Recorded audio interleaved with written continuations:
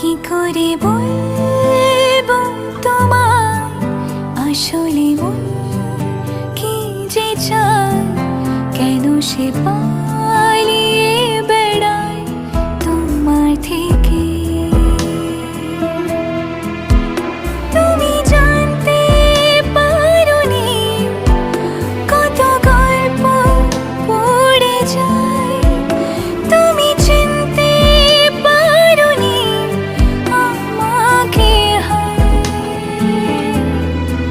কি করে বলবো তোমায় আসলে মন কি যে চায়, কেন সে